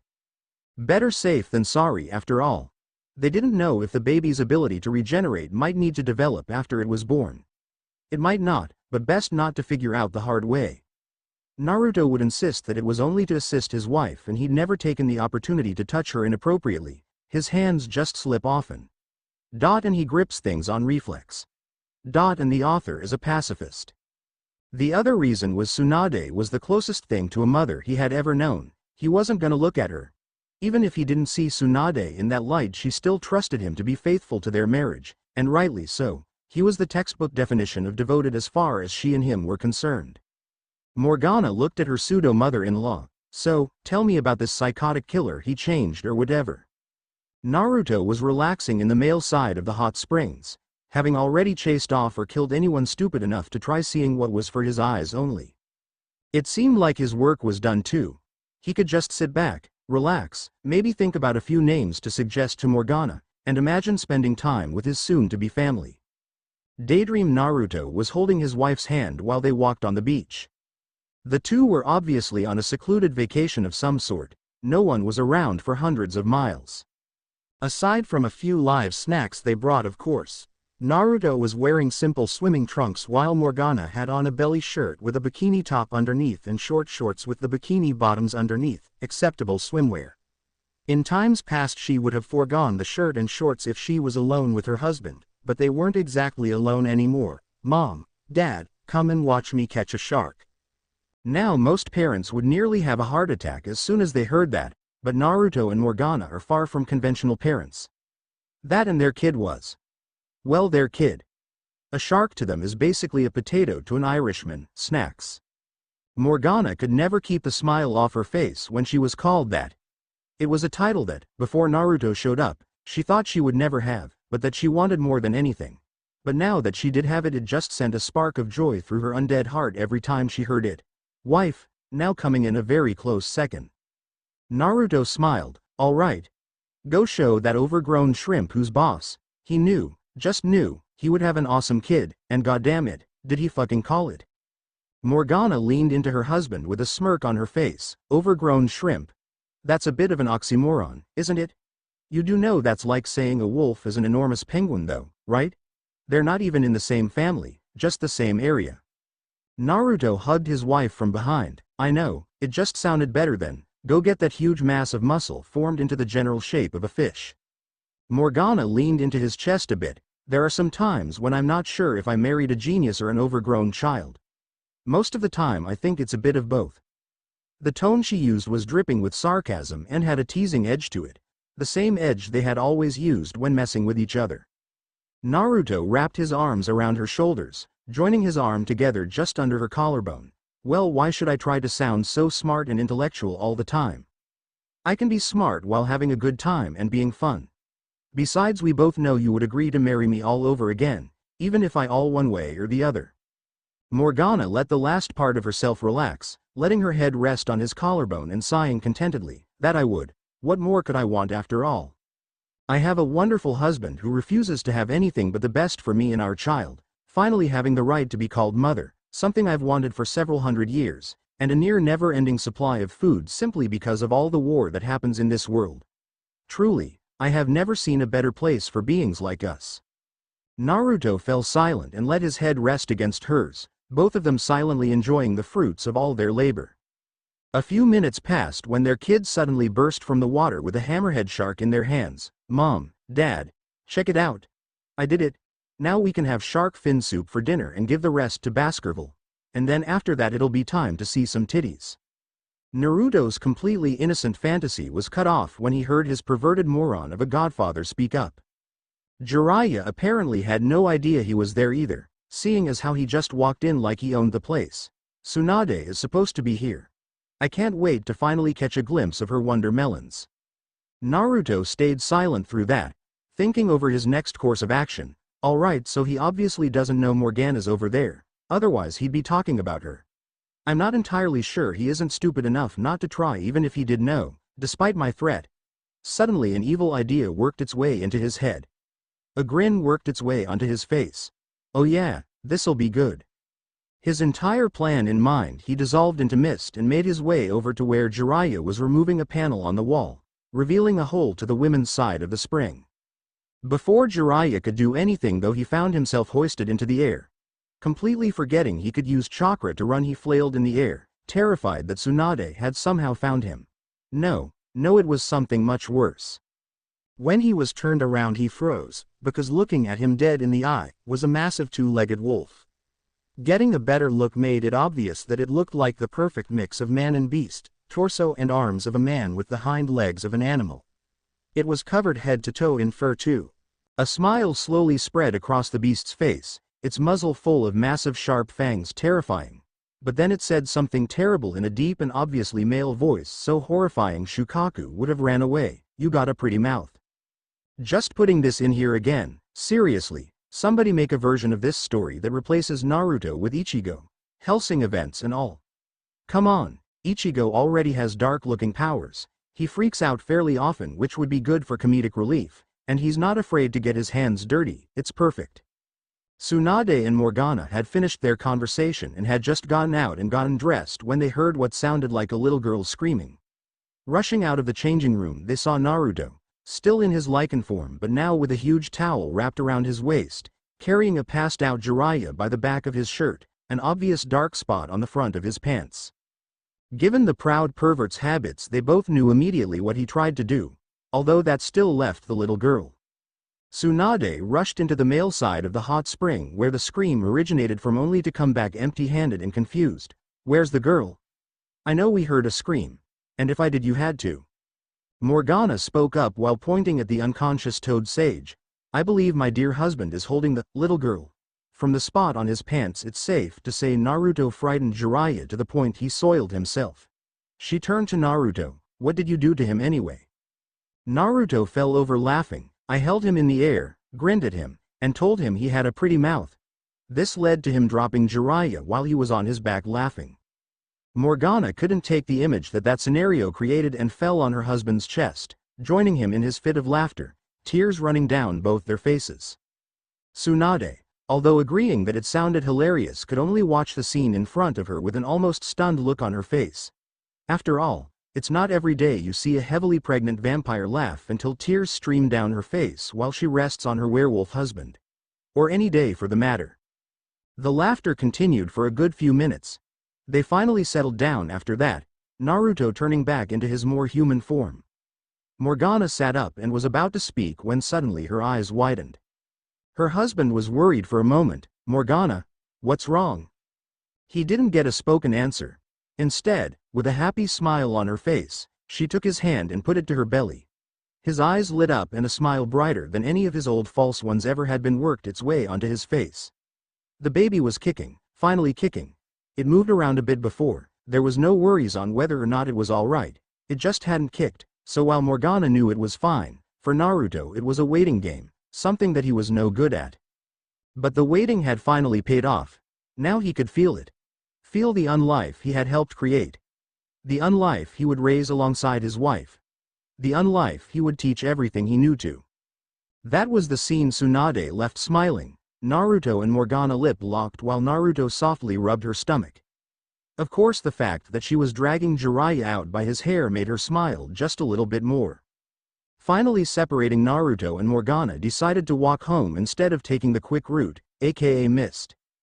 The entire way back Naruto's hand never left Morgana's stomach and the feel of the squirming infant inside. Hinata Hyuga, in her criminally insane state, had been busy. With what, you may ask? With coming up with a way to kill the bitch that stole Naruto from her. Not a lot of people know exactly how Hinata came to have such a fanatical view of Naruto. Some think it was one-sided love at first sight. Some thought it was admiration turned into an obsession of epic proportions. The few people who knew about several of the inner happenings of the clan knew the most likely reason. The daughter of Hitomi Hyuga was only a few years old when her mother died, but losing her caused Hinata to hold on to every memory she had of her mother. That being said, in the cold and cruel world that was the Hyuga clan, Hinata's mother was a ray of pure sunshine. Losing her had a doubly negative effect. Losing one's mother, especially at such a young age, would be a horribly traumatic experience for anyone, especially if nothing has been done to address the issue, be it extra parental love from the surviving parent or counseling of some sort. However, added onto that is the fact that her mother was the only purely pleasant constant in her life. And it was taken from her within the span of a few hours. The trauma very nearly made her become even worse than the rest of her family, more emotionless as opposed to arrogant. How could it not? There was no great time to be had, no happy memories to be made. Only the cold, ruthless training of her father. That changed the day she entered the academy. It seemed as though it would be an uneventful number of years, but that thought flew out the window when this little kid with the blondest, spikiest hair she'd ever seen came in. When everybody was giving their names and one fact about themselves, as every school does, he stood on top of his desk with his head held high and loudly proclaimed his dream of being Hokage and how nothing was going to stop him. Everybody immediately began laughing at him, calling his dream stupid, impossible, and overall a fool's dream. But he held his head high and swore he would prove them all wrong. Throughout the entire occurrence, Hinata could only stare. No one believed in this boy, and yet he still swore he would be the best, prove them all wrong, even when no one thought it possible. Her interest was cemented when she found him fighting a bunch of older kids who were picking on a 5-year-old. He actually ended up winning too, only for the bully's parents to chase him off with thrown rocks. The next day he came back and did it all over again when they messed with a different kid. Hinata witnessed several occurrences like this. Despite getting attacked every time, he got back up and did the same thing again, helping people who couldn't help themselves. Hinata's interest quickly grew into curiosity after that. Then it quickly became a crush, then love, then devotion, then obsession, and finally where we are now, fanatical psychopath. Hinata had ended up replacing her mother with Naruto as the most important thing in her world, and that quickly grew to outshine what she had felt for her mother. She had gone through what it was like to feel like she had nothing, and she wasn't going back. This leads us to where we are now. She hadn't been training excessively or gathering information on the species though. No, that would be what a rational person would do, but Hinata wasn't really all there at the moment. No, instead she had been keeping an eye on her from afar, using her Byakugan to spy on her from a considerable distance, completely unaware that Morgana knew she her there. Her vampiric senses and mastery over her mind's eye making it incredibly simple to spot her, previously her husband's stalker. Back to the matter at hand, she wasn't going to use any masterful plan or secret technique. No, that would be a great idea, but crazy people tend to not have those. No, disregarding the fact that she had absolutely no skill in using it, she was going to use a katana to chop Morgana's head off. To make the attempt even more pathetic, she wasn't using a single bit of her ninja training. No, the mentally unstable girl was just waiting behind a corner. Morgana was walking down the street from the hospital.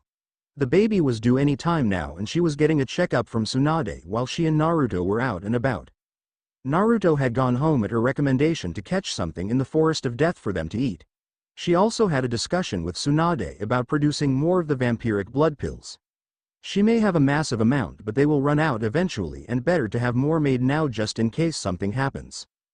She could have very easily used her mist to get home to her husband and the meal he was catching for them right now, but she felt that this girl's obsession with her husband had to end.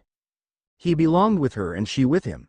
They were the strongest of their kind, both as close to actual immortality as anyone could really get, had gotten married, were happy, and to top it all off, they had a baby that was days away from being born. Honestly, delusion had to end somewhere, and Morgana was drawing the line. Morgana walked towards the corner she knew Hinata was behind. She was being careful about it too, making sure that whatever stupid thing this girl tried, her baby wasn't hurt in the process. Apparently that was a good idea too. The second Morgana rounded the corner, the Hinata swung the katana as hard as she could, severing Morgana's head from her shoulders. Seeing the head fall to the ground, she began to all but party. Yes. The whore is dead. Now Naruto is all mine. We can get married, be happy, and I can give him tons of ki. She was cut off by the blow to the chin Morgana gave her. The force was dialed back so her head wouldn't explode, but it did leave her unconscious. Morgana had already known that there was something deeply wrong with the girl, but this was more than she had expected. She decided to let her husband decide what to do with her. Naruto. Yeah? What's going on, Morgana? You know that Hinata girl, the one that always seems to be following us? Yeah, she graduated the same time I did and has been following us ever since we got back. Kinda creepy honestly, which, coming from me, is saying something. What about her? She just went into a long joyous rant about how I was dead, how you will be hers, marriage, kids, basically everything that describes our relationship. Morgana, are you sure? You're absolutely sure she was talking about you and me? She didn't just go overboard on her first taste of liquor? She decapitated me, called me a whore, and used your name specifically. Either she's serious or your world has the strongest booze in existence. All right. Take her to the hospital. I'll meet you there. One of three things is going to happen. 1. She gets it through her head that me and her is never going to happen. 2. She ends up locked in a padded cell. Or 3. She dies. If you or our baby gets hurt by her, then I'll make sure she wishes Kumo had managed to take her all those years ago. I love it when you get all protective, it's just so cute. I am more than willing to be the big bad wolf and eat you, Morgana. Although I'm sure you'd like that, wouldn't you? You know I would, but eating me will have to wait until the baby is born. As for the girl, I'll have Baskerville take her. She's lucky I didn't just eat her. The only reason I didn't was because of the political backlash that would happen. and I'd rather not have to kill off our steady supply of food. Believe me, if she tries anything else I'll kill her myself, population be damned. We can always move if it comes down to a food issue anyway. Alright, we have dinner waiting for us when we get back. I'll be there shortly. With that the conversation ended and Morgana turned around and began walking towards the hospital. Baskerville walked next to her at a larger size, keeping our young Psycha's body completely hidden in his mouth. A little threatening and dismembering of a rude patient can work wonders on making people see things your way. Hinata had been put in a room and had been securely strapped to the bed she was on. Morgana had taken a seat in her throne that she brought out in the middle of the room, waiting for her husband to show up so he could get this little brat to leave them alone. Naruto walked in while in the middle of a talk with Tsunade, so she actually tried to kill Morgana. She either gets psychological help or she dies grandma. Those are the two options I'm giving you and there aren't going to be any negotiations about a third option either. Tsunade groaned while rubbing her forehead. Alright, I understand you're angry, but will killing her really solve more problems than it will create? Naruto sat with his wife. Maybe not, but if we do it enough people will eventually get the message one way or another. He turned to his stalker. When is she going to wake up? The sooner we get this over with the better. Tsunade stroked her chin for a second. Let me try something. She walked over to Hinata's bedside, softly turned her head until it was level with both walls. Tsunade nodded her head once with a serious expression on her face. And then promptly bitch slapped Hinata. Needless to say, Hinata woke up quick. She struggled against her bindings a bit before seeing Naruto. Instantly her mood brightened. Naruto, there you are. Get these things off of me. That whore is dead. We can finally be together. Naruto couldn't believe she was actually this crazy. Okay, he could, but it was still a surprise. That being said, he was still pissed off at her for trying to kill his wife. Insulting her didn't earn Hinata any points either. Walking over to her, he suddenly began choking her. Tsunade rushed over to stop him, but Morgana restrained her with a few darkness tendrils, one going over her mouth to silence her. Naruto wasn't exactly trying to kill her, but what he will do is definitely going to reinforce the point. Let me make something very clear, you little bitch. I do not love you. I never will love you. The only reason I'm not killing you right now is because it would cause a few problems and, even more so, because, at that point he forced her to look at Morgana. My wife is still here. Our baby is still alive. He pushed her head back into her pillow, choking her all over again, and the only reason I haven't started torturing you is because grandma over there practically begged me not to. I'm going to say this as clearly as possible. If you come anywhere near my family I will kill you, and make it slow and tortuous. He released her neck at that point. He was expecting several things: tears, screaming, denial. What he wasn't expecting was for her to smile. It's okay, Naruto. I know you didn't mean it. We can still have a big family, make love every day and... Naruto flicked her chin, knocking her out again. 3. Naruto looked at Tsunade, who was being released from the darkness by Morgana. Alright, she needs to be taken to an asylum. She needs professional help and a lot of it. If she gets out and comes after anyone I care about again, she's dinner. Tsunade sighed and began rubbing her temples. You're right. She's clearly not fit to be with the general masses. We'll send her to the psychological portion of the hospital. The place is more secure than any asylum. It has to be for obvious reasons. Inoichi will work with her every day to see if she can be helped. If not, she'll be taken to prison where she won't be able to harm anyone or herself if need be. Morgana walked over to them. That's all well and good, but the pregnant woman in the room feels like she's starving and is tired of waiting for her husband to be ready to go home. Naruto surprised her by picking her up bridal style. Then I see no reason to keep the mother to be waiting. He turned his head to look at Tsunade. Grandma, good night, and make sure Crazy is taken care of. The meaning of that is optional. With that he jumped out the window. Tsunade grinned slightly before turning her head to Hinata. You're lucky there's still part of the old him mixed in with the rest of the new Naruto. With that she walked out of the room to make arrangements for Hinata's stay in the happy house. It had been a few days since the incident with Hinata. In the middle of the day Naruto and Morgana were taking a much-needed nap. They were creatures of the night after all. They could only change their sleeping patterns so much. They needed a nap every few days to make up for the lack of proper sleep. Normally they would wake each other up with a gentle shake of the shoulder, maybe a playful grope and fondle from whoever woke up first, but nothing more. This morning would be a bit different. Naruto and Morgana were pressed against each other, the typical snuggling they had both gotten used to and wholeheartedly enjoy. They would have stayed that way too, if Morgana's eyes hadn't suddenly shot open. Big things were about to happen. She quickly began to shake his shoulder. "Naruto, wake up. The baby's coming." She was understandably frantic. There were only 1 or 2 places that a birth could properly take place. Needless to say, he woke up real quick. What's going on? He looked down and noticed several things. The wet cushions he was laying on, and his wife was no longer asleep. Instead, she was looking at him expectantly with a worried expression on her face. He put 2 and 2 together pretty quick. The baby's coming, isn't it? It wasn't really a question either. Morgana frantically nodded her head. "Yes, we need to get to the hospital." Naruto picked Morgana up and sprinted to the hospital. Naturally, being a werewolf and the fact that he ran through several buildings and walls, they got there pretty damn quick. He all but burst through the front door of the hospital and went straight to the front desk. "My wife is in labor. I need a doctor and a room as soon as possible. Now, god damn it, correction, I need it now." The nurse behind the counter looked up quickly but glared as soon as she saw it was Naruto. "I'm sorry, but I won't let a demon spawn be born in this hospital. The poor woman in your hands has my sympathy, but her life is forfeit because of the thing inside her." That was the wrong thing to say. Morgana normally wasn't a very patient person to begin with. That being said, she was in labor.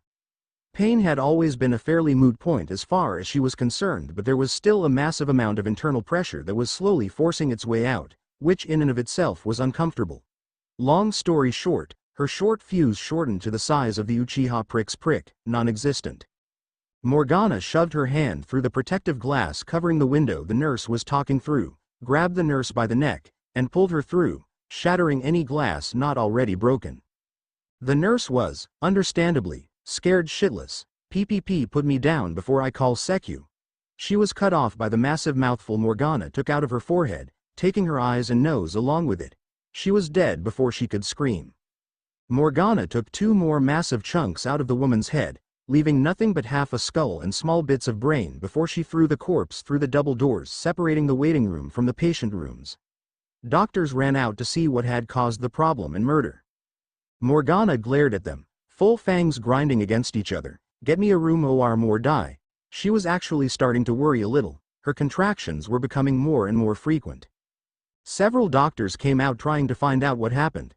One saw Naruto and his wife and was about to open his mouth when Naruto rammed him fist through the wall and pulled out a handful of live electrical wires. "If my wife does not have her room and a competent doctor in the next 5 seconds, I'll shove these wires straight up your candy ass, you little bitch."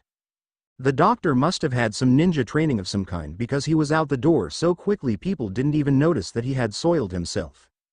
A few minutes later Tsunade showed up. "All right, what's this I hear about monsters in my hospital?" She paused, expecting an answer until she turned to Naruto, helping Morgana stand while she was having her contractions, and Morgana, who was obviously in labor. "Yep, that's about right. Okay, you two, follow me. I'll get you two a room." The doctor that had gotten Tsunade just stared, mouth agape. He couldn't believe how this was going. Lady Tsunade. They threatened the lives of several doctors and actually killed a nurse.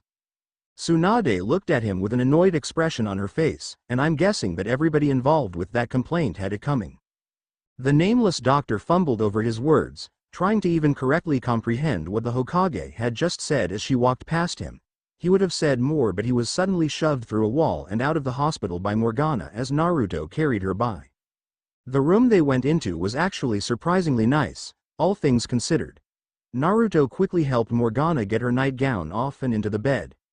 At that point everybody was either in position or scrambling to get there. Naruto was right next to his wife, holding her hand, telling her they were about to be a family, how happy they were going to be. Anything to take her mind off the negative aspect of the proceedings. Tsunade was about ready to begin at the receiving end. A nurse that didn't feel strongly about Naruto or Morgana either way was preparing to clean the baby when it was born. That was really all that was in the room. Nobody else was trusted enough not to do something stupid. Finally Tsunade was ready. "All right Morgana, it looks like it's almost over already. The baby's crowning. I need you to push." Morgana growled through clenched fangs as she did what was asked of her. She probably would have destroyed a few things in her frustration and anger if Naruto hadn't have been next to her. You're doing great, Morgana, just a little bit longer. We're finally going to have a complete family, a child of our own. Morgana managed a faint smile in Naruto's direction before going back to clenching her teeth. A few minutes later Tsunade cried, "It's out," and handed the baby to the nurse for cleaning. A quick strike to the bottom and the cries of an infant filled the room. Then she turned around with a smile on her face. "Congratulations. You're now the proud parents of a baby boy." Naruto's smile made even his old fox grin look like a grimace. He turned to Morgana to express his excitement, but she was still grinding her teeth. "Morgana, what's wrong?" Morgana addressed her husband through clenched fangs and between grunts of effort. "That's not all we're the parents of." Tsunade quickly looked underneath the sheets and saw another head crowning. "She's right, Naruto. You're about to be the father of twins." "Okay, Morgana, now, push." This baby came out mercifully quick. A few pushes had it out to its shoulders, and at that point it more or less slid out.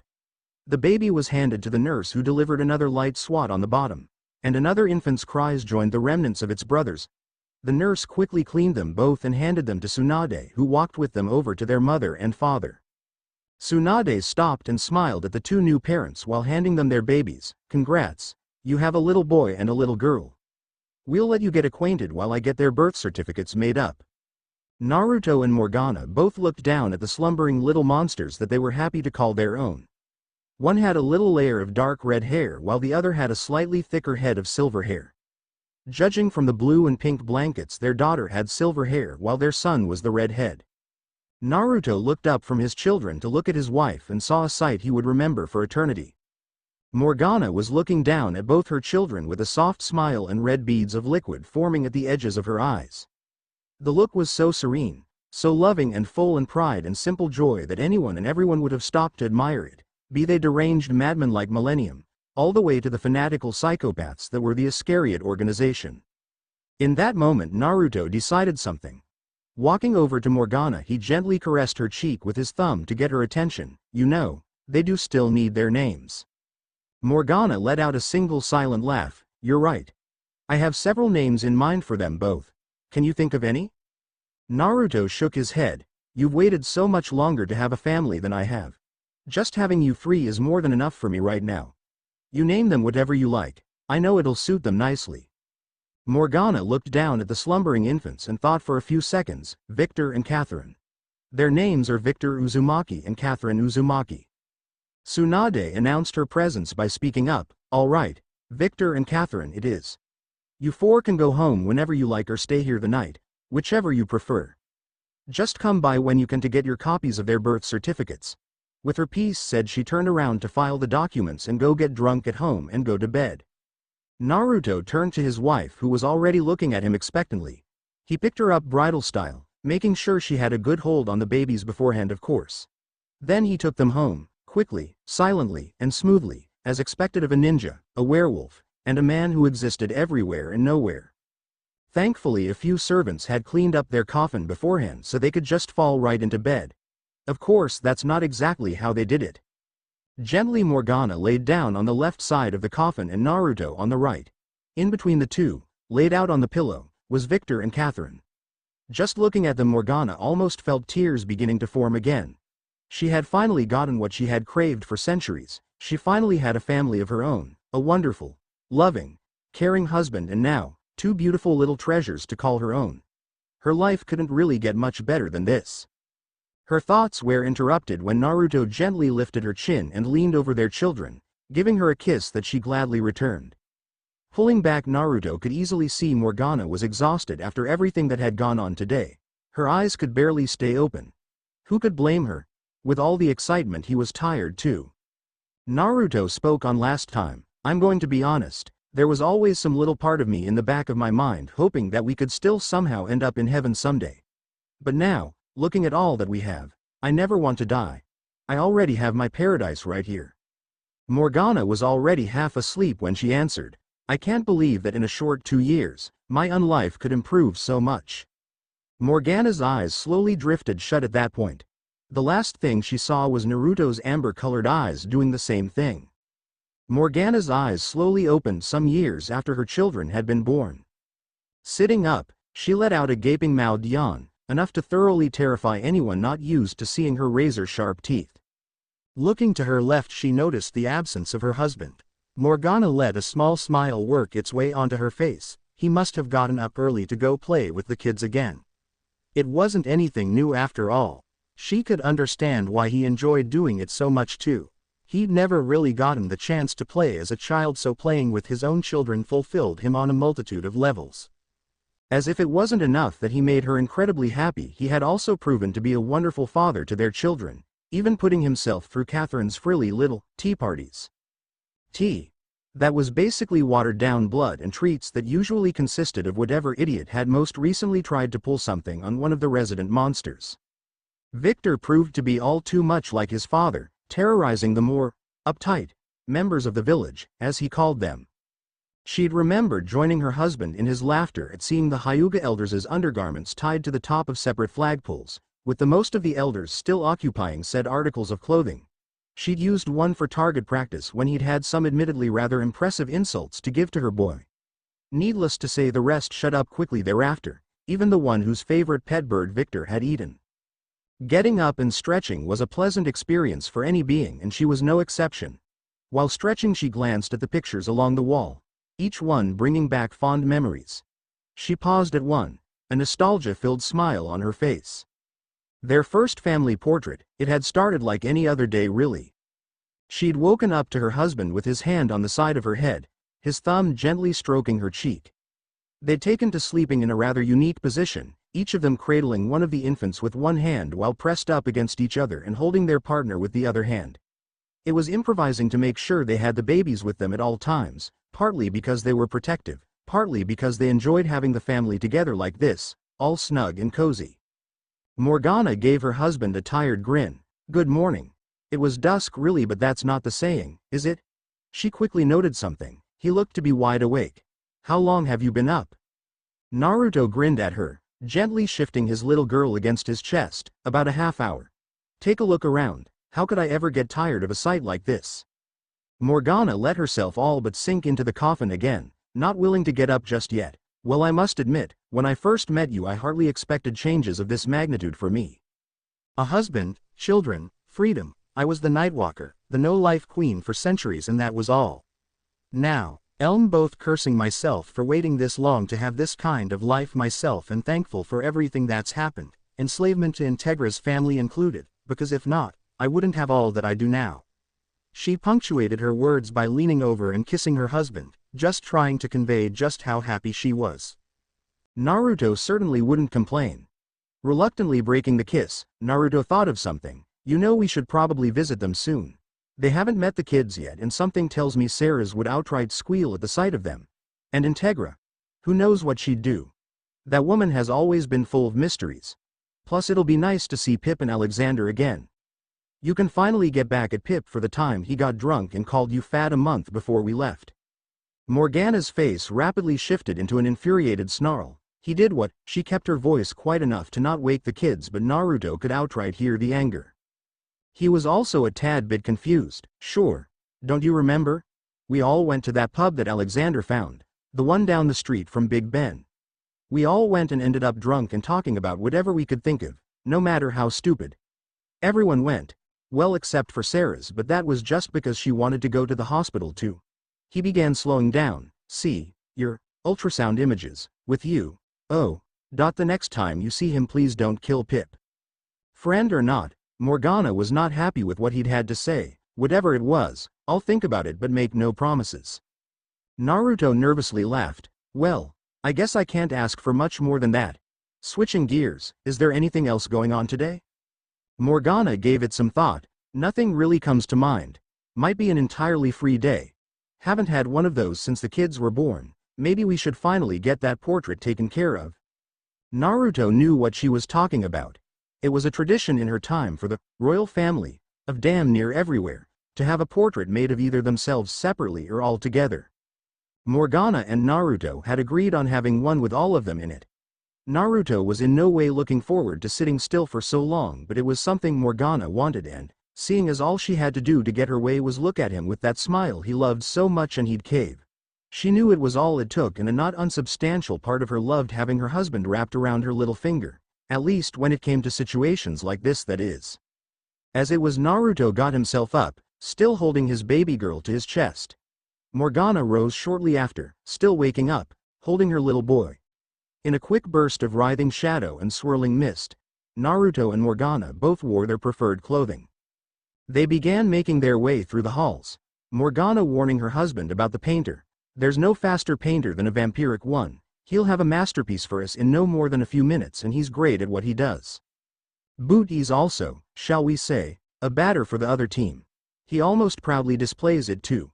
To be entirely honest, it's how flamboyant he is that really pushes his personality over the top. He is, in every way, the stereotypical and much exaggerated homosexual that one might find in tasteless television. You all know the cartoon I'm referring to. Naruto had trouble believing it, even as they walked towards an oddly brightly colored door. Come on dear, there's no way it can be that bad. What's this guy's name anyway? Morgana sighed, knowing how ridiculous this was going to sound. His name is Larry. Naruto made a snorting sound and froze, trying to contain his snickering. Larry? You have a vampire artist here named Larry? Morgana shook her head, despite the growing grin on her face. Naruto, come now. Stop being so. Naruto raised his voice a tad, all he dared with their slumbering offspring so close. Larry the vampire. We should just have a group of superpowered monsters, all with the most generic names ever. Maybe I should find someone named Bob and turn him into a werewolf. Have Alexander use that nail to turn some guy named Jeff. Morgana's face had a large grin now. Are you quite done? Fear the almighty Bob. Cower before Jeff. Kneel before Larry. All right, now I'm done. Morgana managed to keep her amusement largely silent. Good. Also, you woke the kids up. And indeed they were awake, looking up and around at their parents and their surroundings, wondering in their innocent little minds what was going on.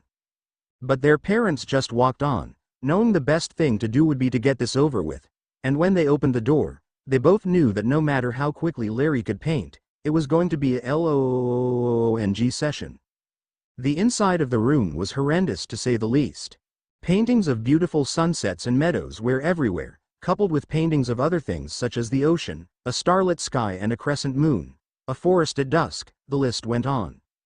The paintings themselves weren't the problem though. No, the problem was the walls and the picture frames. The walls all depicted rather accurate versions of various Greek statues. The original versions of the Greek statues. 1. The frames all looked like they'd been made from bones but then colored bright pink. Naruto summed up his thoughts into one sentence. This place looks like something out of a demented nightmare. Morgana had seen this coming. I know, there's a reason I don't come down here often. As little as possible, in fact. She shuddered, remembering the first time she'd met the painter. Naruto couldn't keep himself from asking, so then why keep him around if he's that creepy? Is he really that good of an artist? What other reason could there be? Out of nowhere let's say colorful voice sounded out, and you better not forget it, Floofy. Out from behind a canvas walked what could only be called horrifying. It had slicked back blonde hair, wore a half-buttoned dress shirt and pants that were black and disturbingly tight on him. Naruto quickly shut his eyes, mumbling, Morgana in her nightgown, my baby in her bikini, naked as the day she was born. Come on, nightmare, go away. Morgana naked in a giant ramen bowl. I'm naked in what? Joining her in it. Her diving under the broth. Hello, happy thoughts. Morgana was usually amused at her husband's antics, but it wasn't really the time or the place. Well, I'm happy that you're happy, but do you really want to do this with a boner? I'd be delighted to be able to paint such a thing. Shut up, Larry. Naruto shook himself out of his thoughts. All right, I'm done. Let's get this thing taken care of, shall we? And never call me Floofy again. He made his way towards the bench where they'd be sitting. Mercifully, the painting was indeed quick. Of course, the repeated requests for Naruto to flex did in no way make the entire situation any more comfortable. Once he was done, they left the room, by way of running through the door as fast as they safely could. He scares me. Larry scares everybody. Why do you think he's got this hall of rooms all to himself? They continued on in silence for a bit before Naruto spoke again. So about that whole ramen tea? No, I love you. I love you too. I'm still not getting into a pool of ramen naked though. Someday I shall see paradise. Mark my words, woman. An amused grin and a shake of the head was all the answer he was given. Back in the bedroom, in the privacy of her own bedroom, she wasn't ashamed to let out a small laugh over the memory. She knew he had been largely kidding when he talked about swimming in ramen, something about tainting the perfect food. Still, it was something she knew he wouldn't say no to if legitimately given the chance. Shaking herself from those thoughts, she looked over at another picture. This one taken on the twins' 3rd birthday. At the park. It was Catherine and Victor's birthday and, seeing as how they'd wanted to celebrate it at the park, Morgana had set about making that happen. It was a largely easy thing once all was said and done. You butcher a pig in front of anyone and they tend to run away. Or maybe it was just because they all knew who she was by now. Either way, it was easily accomplished. She was having a number of her servants bring out the cake she'd had made for the occasion. It was one she herself enjoyed and she hoped they did too. Rich chocolate with blood-glazed strawberries with a good extra deal of blood drizzled on top, delicious. No one but Naruto had ever been privy to what she'd longed to eat for her centuries since becoming a vampire, not even Integra. It was a little embarrassing if she were to be honest, that the one thing she had craved wasn't freedom or destruction as most would have guessed. Nope, it was cake. With the introduction of the blood pill on their wedding day, however, she'd had to actively stop herself from gorging on it until Naruto had found her all but drooling while staring at a commercial advertising a bakery. That night he'd surprised her with a large wedge of cake for them to share following dinner. From there she'd admitted her food craving to her husband and had all but jumped him when he told her he'd gotten a whole cake rather than just the slice they'd just shared. Her musing was cut short unfortunately. Well, if it isn't that loser Naruto's bimbo whore. And apparently now she had to deal with this thing.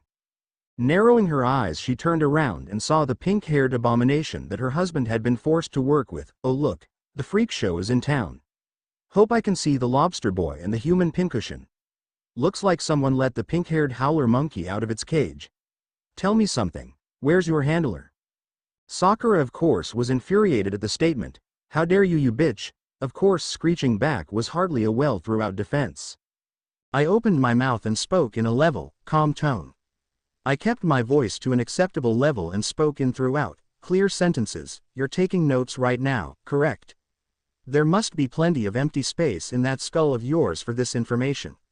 Oh, it was always fun to poke at insecurities when someone deserved it. Sakura didn't even form words this time. The screech she let out while running at Morgana was the most threatening thing about the situation. Morgana was ready to simply step to the side and let the pink idiot run headfirst into the tree she was standing in front of, but it turned out she didn't have to. A silver blur suddenly took Sakura's feet out from under her, leaving them attached unfortunately, and skidded to a stop. Leave my mama alone. Sakura started getting up, dazed from the impact and not seeing the little black streak headed her way. Wah. What was, crunch, she was cut off again by a pair of little feet impacting against her jaw, breaking it. No one tries to hurt mama. Morgana couldn't help but smile fondly at her children. Catherine and Victor were each children that any Draculina would be proud of, and that was certainly the case now. There was a touch of amusement, seeing Victor standing in front of her, a little swirl of mist wafting from his body while he tried to look menacing and, in her opinion at least, came off as simply adorable. Her little hero. And running over to her, away from the knocked-out form of the pink thing, was her little Catherine, so very much like her as she was these days that she almost wished she'd named Catherine after her. Almost. There was nothing she'd change about either of them. They were her precious little babies and they always would be.